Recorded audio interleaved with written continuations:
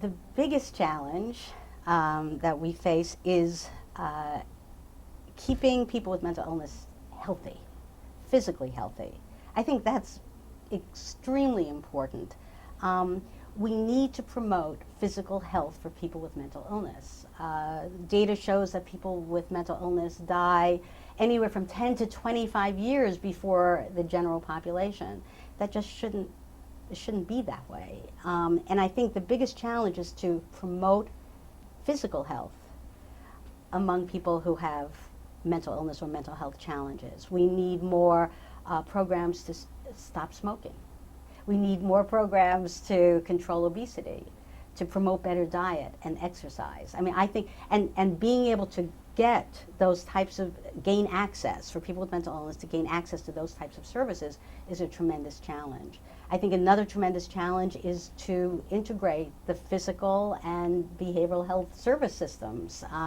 It's just so important. I mean, otherwise, what we continue to do is we continue to treat people as having physical problems, and then they have mental problems. Well, the brain is part of the body, it's an organ of the body, and should be treated at the same time in the same way as you would treat other physical orders. I mean, the Surgeon General, David Satcher, years ago, coined the expression that everybody, I think, throughout the country probably has heard, and that is, there's no physical health without mental health.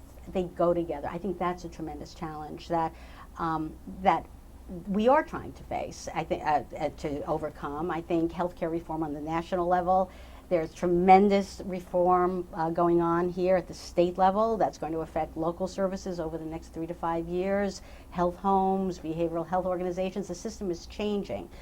We just need to make sure it's changing in the right direction to do better for people with mental illness. But I think the challenge is physical health. I think the challenge is integrated services. I think the challenge is making sure it's that when people think of treatment, it's not just treatment. It's not just going to a clinic.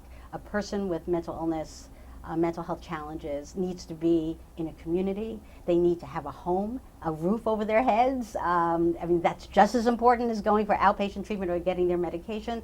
They need to be able to work. They need to be able to feel fulfilled in their life. I mean, that's the challenge of putting the health and behavioral health services and all of the community supports together so that people with mental illness can have productive, healthy lives is a challenge.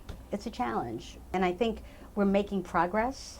We're realizing now, people are talking about the need to integrate health and physical health and mental health and substance abuse treatment and behavioral health with behavioral health treatments and smoking cessation and exercise as being just as important. We're talking it.